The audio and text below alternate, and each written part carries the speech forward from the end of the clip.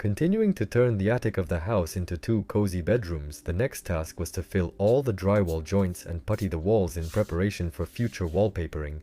I'll tell you what difficulties I faced, how I overcame them, how to do this work easily and quickly with your own hands even for the first time in your life, and how much it all costs.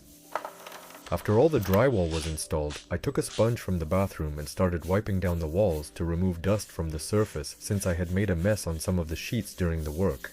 Next, I used a deep penetrating primer. I poured it into a paint tray and applied it to the walls with a fluffy roller. Even in such a simple job, there's a nuance. It's better to move the roller on the wall only from bottom to top. This way, the primer doesn't run down the wall onto the floor, the work is more efficient, and you don't waste primer. You shouldn't skip the stage of mechanical dust removal before priming, because otherwise the dust will just get rubbed into the walls with the roller and reduce the adhesion of the plaster to the surface. Don't underestimate or skip the primer. Avoid just spraying water on the wall like many people do. I also didn't understand why primer was needed before, until I accidentally did an experiment and spilled primer on my hands. Only when my palms became as sticky as Spider-Man's did, I really understand why primer is needed and how much better the quality of work is with it. In a couple of hours, I thoroughly covered all the walls, plus I used a brush to go over all the corners and paid special attention to the non-factory joints of the drywall sheets that were cut with a planer. Overnight, the primer dried enough so I could move on to plastering. All the names of the materials I used will be in the detailed estimate at the end of the video. I had a hard time with the plaster. I pre-filled the bucket with water to mix the plaster as directed on the package. It also says there that it's recommended to mix the plaster by hand, but based on my previous experience, I ignored this manual mixing. I mixed it with a drill and a whisk attachment, just making sure to use low speed. The mixture is ready, I can start applying it, and for that, I bought 2 good spatulas. One is 150mm and the other is 250mm, and here, compared to a cheap spatula, pay attention to the size of the working surface. Plus, the metal itself is much thicker, which gives it more rigidity, and I'm probably not telling you anything new when I say that working with good tools is more pleasant, more convenient, faster, and gives better quality. I started with the butt joints. I used putty to leave a thin plaster layer along the joint edges. I cut the tape. They used to use mesh tape before, but that's old-fashioned. Now there are special perforated tapes. I slightly bent it in the middle. I inserted it into the joint, pressing it in just 1 or 2 millimeters. Then, with a clean putty knife, I pressed it in so that plaster squeezed out of every hole.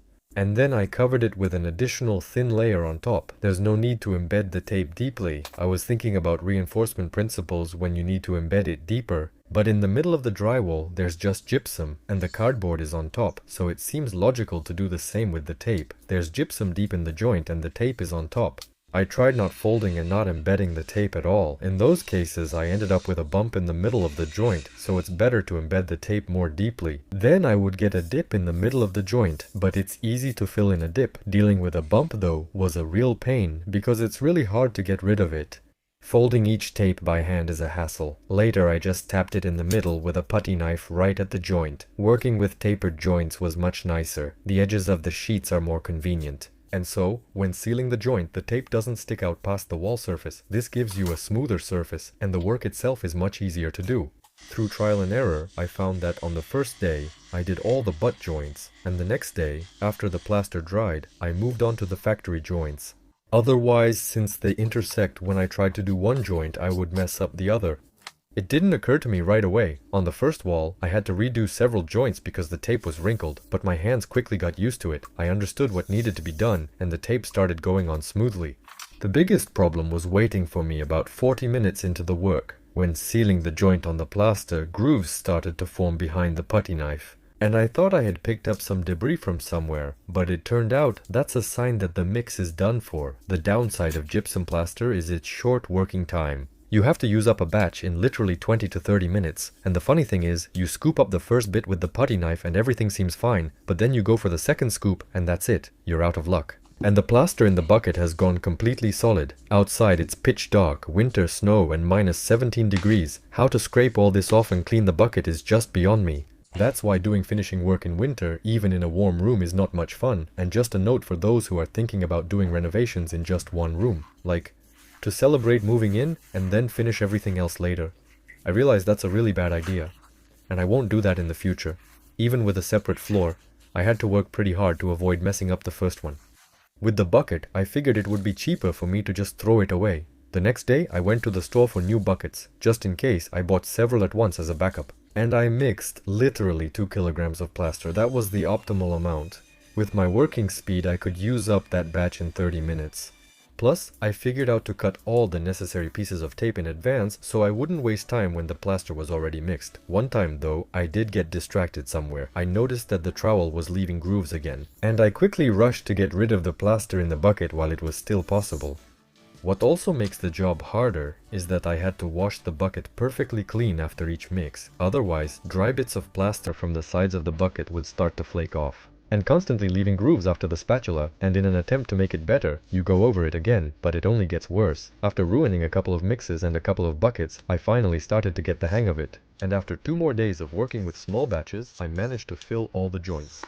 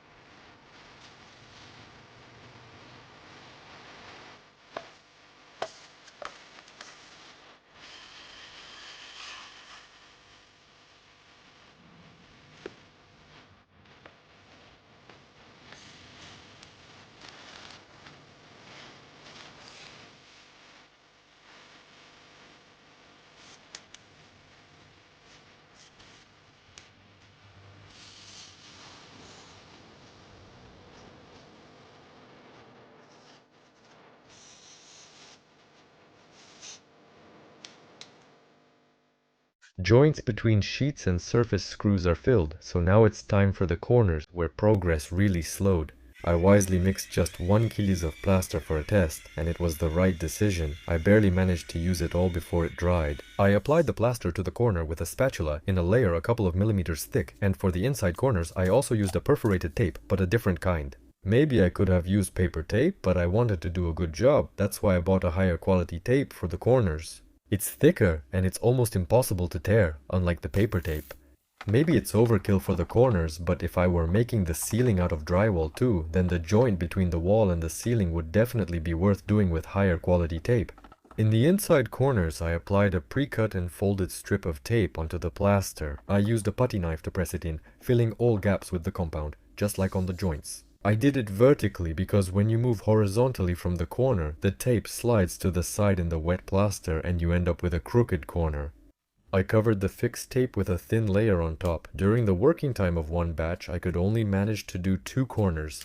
And I spent a lot of time washing the bucket and making new batches.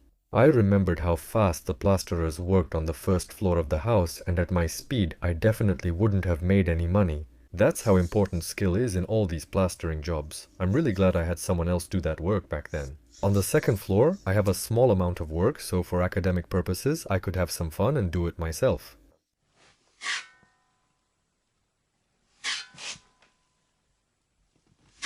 For the outside corners, I used a metal perforated corner bead. Out of curiosity, I tried using paper tape and I actually managed to do it, but it's easier, faster, and better quality with a metal corner bead. Some people use plastic ones. Everything has a right to exist. I just had some metal corner beads left over from work on the first floor. I saw how they turned out back then, and I was satisfied. The principle is the same as with the inside corner. I just applied a thicker layer of plaster. Ideally, even at the stage of installing the drywall, you can try to make it so that there is a factory edge on both sheets at the outside corners. Because of the taper, the corner bead didn't protrude from the wall, making everything more even. I had a few such corners and working with them went more smoothly. Where there was a non-tapered edge of the sheets, the corner bead stuck out from the wall, and I had to spread plaster far from the corner to smooth out this difference. On the inside corners, since the tape is thin, I didn't have to do that. I spent a lot of time working on the corners, and things got easier once I realized they were necessary. You don't have to try to make it perfect on the first try. You can just spread it however it turns out, without worrying about any scratches or small craters. It's better to let the corner dry as it is, touch it up a bit with a spatula once it's dry, and then finish it cleanly on the second pass.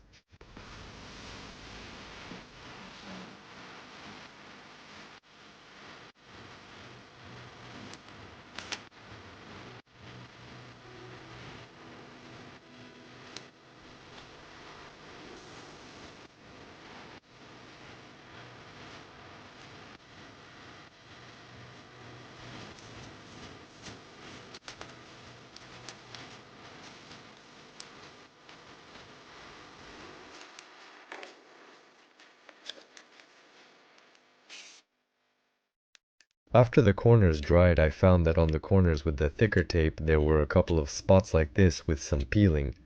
I cut out the spots with a knife and patched them with plaster. The drywall joints and corners left surface height differences of several centimeters. After plastering the joints and corners, the surface ends up with a difference of just a couple of millimeters, but it's still not a finished surface ready for final finishing.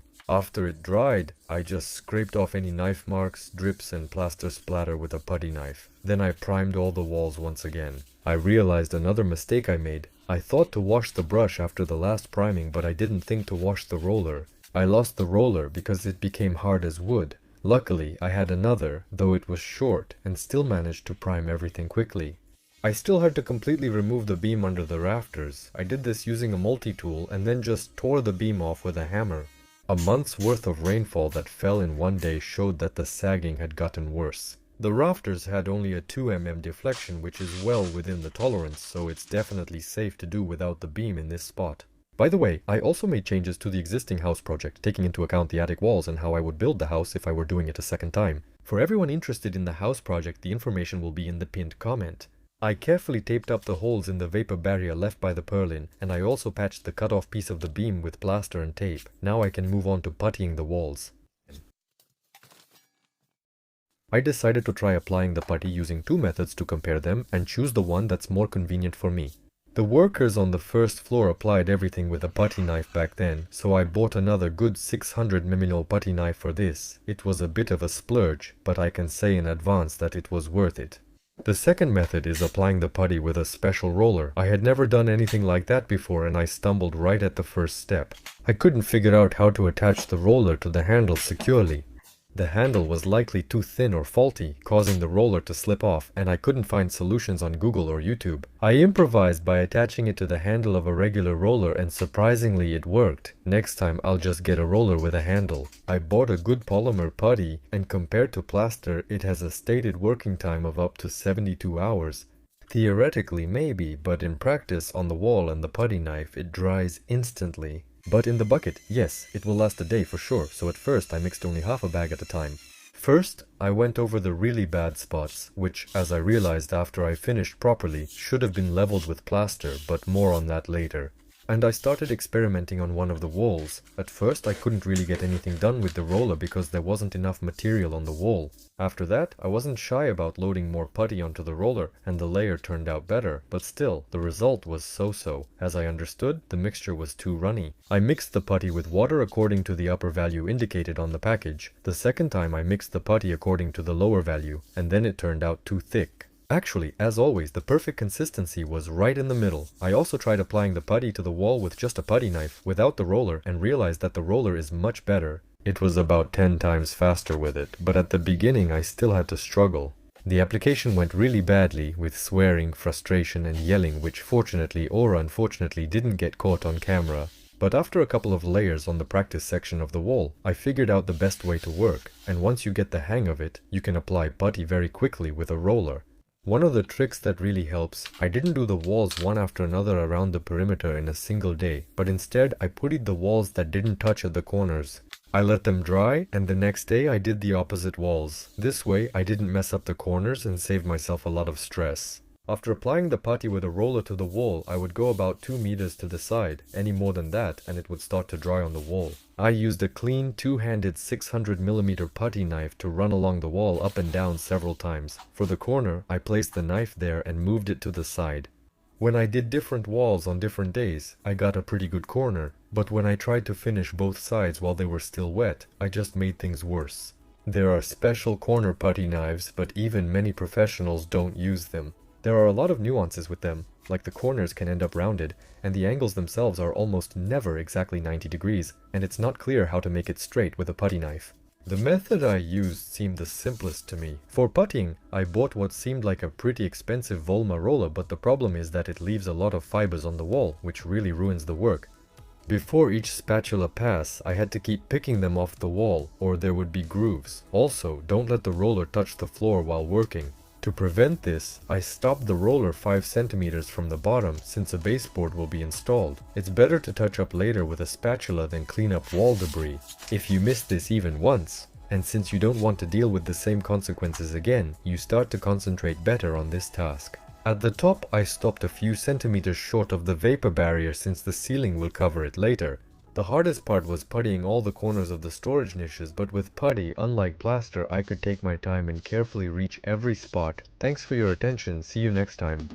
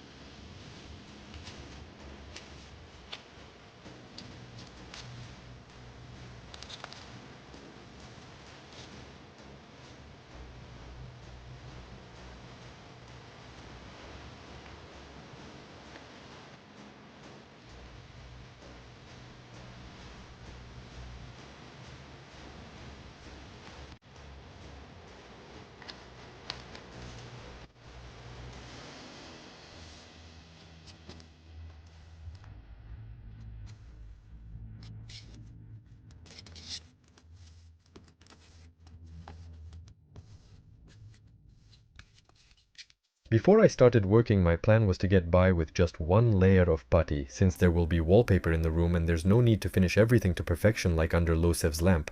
Many people, on the contrary, just stick wallpaper directly onto the drywall, but most likely those are the ones who have never changed that wallpaper, and when they decide to do it, they'll be in for a surprise. I've long since realized that it's not worth thinking you're smarter than several generations of engineers and breaking the established work process. That's why, for quality wallpapering and to be able to easily remove the wallpaper in the future, you need good putty for these purposes. And a professional would probably do everything in one layer, but during the work I realized that the best strategy for a clumsy guy like me is not to stress about making everything perfect all at once. It was much more effective in my case to roughly apply the first layer of putty, use a spatula to remove some scratches and a couple of drips, and then go over everything with a second layer of putty. This is how my first layer turned out. Some areas came out really well and some were just a total mess. But with the second layer, all those rough spots didn't look scary at all, and for the second layer, I was able to do an entire wall with smoothing in just 15 minutes. The second time, I bought a more convenient rectangular container. I feel like an idiot for not thinking of it right away. It's much easier to pick up the putty on the roller with it. You don't need the tray. Just use the roller on the wall. Also, I was now mixing an entire bag of putty at once. The second time, I started rolling from the middle of the wall instead of the bottom, moving the roller alternately from the middle down and then from the middle up. This method spreads putty more evenly on the wall. My first layer looked fine at the bottom, but the green drywall showed through at the top. And with the spatula on the second layer, I moved it more from side to side rather than from bottom to top. This way the application was done in a crisscross direction. On the first wall, where I was sealing the drywall joints, I found that a couple of the tapes had bubbled up. Fortunately, they did this right at the edge, so I just cut out the bubbles with a knife and patched those spots with some extra putty. It's just that on video, the walls look smooth, white and beautiful, but if you shine a side light, you can even see craters like this on the second layer, and ridges left by the putty knife. You can avoid ridges if, after each pass with the putty knife, you remove everything left on the blade. Keep going over the wall like this until the putty knife stays clean. Also, the putty knife itself has rounded edges, and it really might not leave any streaks at all, but for that, you need to think and practice. And you start doing a good job only when you've already run out of walls. I'll get back to the ridges a bit later. For now, I needed to deal with craters and other dips. To fill them in, I bought ready-made super finish putties. Actually, it would have been fine, maybe even better, not to buy the super finish and just mix up some more LR putty, but I was curious to try it. As side lighting, I just used my filming light. Unfortunately, a phone flashlight won't work here. You really need a good work light. Luckily, they're not expensive these days. And with the ready-made putty, I brought the corners to perfection. I also filled in all the spots where there wasn't enough putty. It's important to remember that these materials shrink. You need about 7 liters of water for a bag of lurka, and these 7 liters of water will eventually evaporate from it, so the volume of the material decreases significantly. That's almost a quarter of the total volume. That's why you actually get a lot of shrinkage, so it's better to cover the screws with plaster at first. And in general, you should also level the surface with plaster. Even if the Lurka package says it can level up to 5 mm, you can't always trust what's written on the package. And in practice, even leveling a couple of millimeters with putty is very difficult. You really need to try to level everything with plaster. And putty is needed not to make everything even, but to make it smooth and to fix very small defects. With the super finish, I had to touch up some spots 2 or even 3 times, because it seemed like I applied it, looked at it, and everything was even. The next day you come back, and there's a dent. From my experience wallpapering on the first floor, I tried to remember which surface defects the wallpaper forgives and which ones it doesn't. I tried to touch up everything I possibly could as much as possible. Working with the ready-made super finish was actually enjoyable, and you can make sure that the wallpaper definitely won't bubble up in those spots later. And any ridges, drips, or anything sticking out from the surface of the putty can be easily removed by sanding. There's a special sanding float with handles for sanding and clamps for sandpaper. I put 120 grit sandpaper into the sanding float. I geared up with a respirator with charcoal filters, and now I can get to work. It's a pretty nasty job, especially because of the sound of the sandpaper on the wall. Even now, I get goosebumps just thinking about it. The respirator does a good job protecting my respiratory system, but as for my eyes, only my snorkeling mask could really protect them. Regular safety goggles won't help here. Another advantage of LR is that it sands very well, unlike Super Finish. That one is much tougher. And even with 120 grit, I got really tired of sanding it. After a few hours, my arms were just falling off. It turned out to be physically tough, even though the work itself isn't complicated.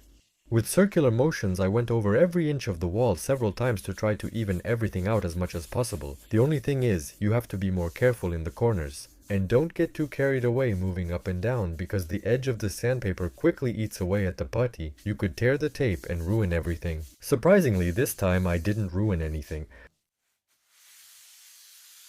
The next day, I went over all the walls with a car brush to sweep off the dust after sanding. I opened the attic windows so I wouldn't suffocate. It was much better with them open.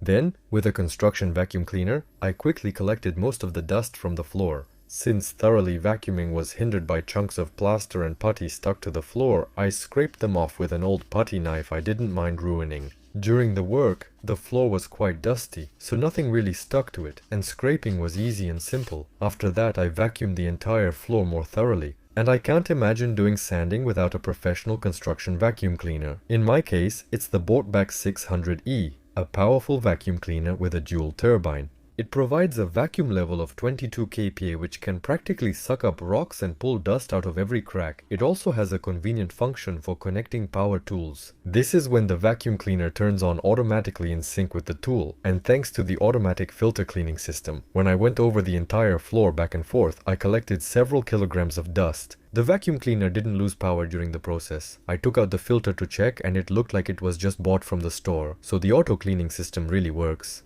And it will be very helpful when working with large volumes. You can use the vacuum cleaner with a bag, or just with a 40-liter container which can also be used to collect water. A bypass motor which is cooled not by hot air like most other vacuum cleaners, but by cooler outside air. This ensures a long service life. And on the Bort website or in the app, you can quickly, and most importantly for free, extend the warranty up to 5 years.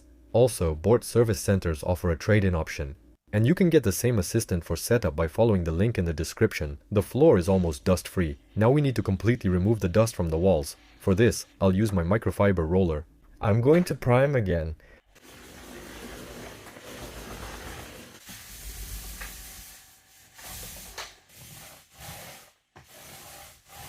After priming, you can not only run your finger along the wall, but even lean against it in dark clothes without any consequences. And so, the room is one step closer to becoming a living space. Finally, I prepared the walls for wallpapering. This putty really took everything out of me. Before starting, I watched a lot of videos from professionals. They just slap some on the spatula, swipe it across the wall with the spatula, They cover about 100 square meters a day, and then there's me getting down to work. Assalamu alaikum wa alaikum assalam.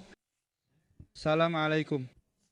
It turned out that it wasn't that simple, and laying the walls of the house for the first time in my life was much easier than plastering them with this stuff. This is the kind of work where you really need skill in your hands, where you need to know 1,000 little things, and without that the work just doesn't work at all. Over time it starts to come together. But I had workers working on the first floor. They did all the skim coating. I have the amount of work and the time it took them to do it. I calculated my own amount of work and divided the time by the amount so that the square meters would match. And in the end, they actually worked 3 times faster than I did. That means the value of an hour of my life is 3 times less when doing this kind of work, and it's much more rational. Do your own work, where you're a professional, and hire competent people to do all the plastering or putty work for you. However, everyone faces different situations. When I started construction after the fire, it was possible. For the first time, I picked up a putty knife and worked on it after my job for a few hours at a time. Somehow, carefully plastering and puttying. I couldn't find any information before about to what extent it's enough to prepare the surface for wallpaper, because you absolutely don't need to make it perfect. For painting, you need to try harder. For me, to get it ready for painting, I need to apply 2 more layers, super finish all the walls completely, then maybe something will work out for painting. In this condition, of course, it would be a mess. But for wallpaper, you don't need to make the surface perfect at all. That would be unnecessary work. And where is that golden middle? To what extent do you need to prepare the surface? It wasn't clear at all. That's why I did an experiment on the first floor. I did it for work. For the next video that will be on the channel, I left it on purpose, in places where it wouldn't be very noticeable. I intentionally left defects on the wall with different levels of roughness, and for example, a defect like this, the wallpaper covered it absolutely, 100%. So even knowing where this spot is. After putting up the wallpaper, you can't see anything there. But if there's a crater like this, the wallpaper didn't cover it, and you can see a dent. Again, if someone comes who doesn't know where it is, they probably won't find it. But since I know where it is, I can see it. And even on textured patterned wallpaper, you can see this dent. But wallpaper really does hide a lot. That's how it works. Because between the putty and the wallpaper, we also have a layer of glue, and the glue also fills in all these uneven spots to some extent. And then you get a perfectly flat surface on the wallpaper, and this is exactly why it's better not to skip sanding. Because wallpaper can easily forgive you for some small defect like a little spot where there's not enough putty, but if there's some speck of dust or something sticking out from the surface, even textured or patterned wallpaper won't forgive that. You can really see it sticking out. Sanding removes all of that very well. There's really no problem at all, nothing to be afraid of when it comes to sanding. You'll get a bit dirty, but it's nothing to worry about. Due to some life circumstances, the walls in their finished state have already been sitting for about a month since the last layer of putty was applied. And during this time we had a hurricane here that knocked down trees. There was a snowfall so heavy that in one day we got a month's worth of precipitation. There was a snow cap like this on the roof. Then it melted in just one day, so there were huge wind and snow loads, which shook this roof back and forth, and nothing cracked anywhere thanks to the good tapes. I fixed all sorts of defects everywhere, everything that was needed. Not a single joint, nowhere did a crack appear. So it's quite possible to make an attic ready for painting for those who are interested, but why do I want to use wallpaper specifically? Because, for example, I have a spot where I used to sit at my desk and for 2 years I kept knocking my feet under the table just rubbing against the wallpaper. And they were in a really dirty state there, but I had bought good washable wallpaper. And just by wiping them a little with a damp cloth, the wallpaper goes from looking like this to looking like this. So, in terms of being vandal resistant, the wallpaper is just top notch. And since the rooms are meant for kids, I think in terms of performance characteristics, wallpaper is just way better than paint. I myself used to have the stereotype that wallpaper was something for the poor and that it was all ugly and bad, but that's an outdated stereotype. Now there are such awesome wallpapers that first of all, even visually, they look so good that you have to come up close and even poke them with your finger to tell. And when you go to the stores, they have displays. You come up to them and you can't even tell if it's paint or wallpaper. You even poke it with your finger and you still can't tell if it's paint or wallpaper. That's how aesthetically pleasing they look. The walls in the rooms are ready. My next task is the ceiling and the floor, but I haven't finished the work on the staircase yet. I've decided that I'm not going to plaster everything there. If I'm the one doing the work, I'll take a different approach. I'll try to use something like what I have for the backsplash in my kitchen. There are laminated chipboard panels. I'll try to cover the walls with some of those laminated chipboard panels. Maybe I'll use an aluminum connector there. It'll be quick and simple. Maybe it'll be a bit more expensive, but whatever. I just don't want to rig up all those makeshift structures. Some kind of structures on the stairs to reach up there. I've already fallen off the ladder 3 times. I don't want to do that anymore. Somehow we just don't climb on them anymore. That's why I'll try to come up with some kind of workaround. Another problem is that the surfaces don't quite line up, and you can't visually extend it further with wallpaper anyway. There will still be some kind of connectors there. On the left there's a beam sticking out, and there's a gap in that stretch ceiling. I'll have to come up with something there anyway. And that's how this laminated chipboard panel works. It's like killing 2 birds with 1 stone. It's quick and you can almost get everything to line up flush. Surprisingly, I actually didn't spend much money on everything overall. Here is the full estimate of what I spent on materials for the attic to carry out almost all of the work. Subtract what's needed for plastering and puttying, the remaining amount will be quite small. If I had to do the work again, I wouldn't be lazy and would buy a bag of Ufa Nehart specifically for sealing these non-factory joints. It allows you to plaster without using tape, because here I have a practice wall where I was just working. And here, well, it turned out really bad because there's a huge gap here. It sticks out a lot from the surface because there's plaster, then tape on the plaster, and then more plaster on the tape. And thanks to the fact that there is a tapered edge here at the factory joints, everything turned out flush for me on the first try. But on the non-factory joints, there is no thinning, so my first joints there were a bit rough. But this Unicar costs 1,000 rubles more. I wouldn't have gone broke over 1,000 rubles, and the work would have been much more convenient. And if possible, overall, it's better to use large sheets of drywall when building partitions. Again, my life circumstances didn't allow me to bring huge sheets in here, because with large ones there would literally be only 3 joints, and they would only be vertical. Because it's better to place all the drywall vertically, you could align all the joints so that they're factory made. It would be much easier. There would be less screwing and the structure would be more rigid, and there would be less hassle with plastering afterwards. I'll keep in mind that, whenever possible, it's better to use the largest drywall sheets you can. In terms of absolute time, it actually didn't take that long, but I didn't really count all the washing buckets and so on. That's the stuff I messed up there, the things I had to fix. So, if you don't count in absolute man hours, but look at the whole amount of work I did, it's stretched out for almost a month. Regular viewers of the channel probably noticed there was a bit of a break. I won't bore you with the details here. I'll have a segment coming out on my live channel. I still have stitches in my mouth right now. At least the swelling has gone down. Now I can open my mouth normally. That's all going to be on the live channel, the link is in the description. For those who miss content between video releases, there are also videos coming out on Boosty. I share stories on interesting topics like how I funded the construction. Every video also has a link in the description. Well, on my Telegram channel I share the most about what's happening in my life besides construction. I already have a couple of other videos waiting to be edited, so subscribe to the channel so you don't miss out. And see you in the next video.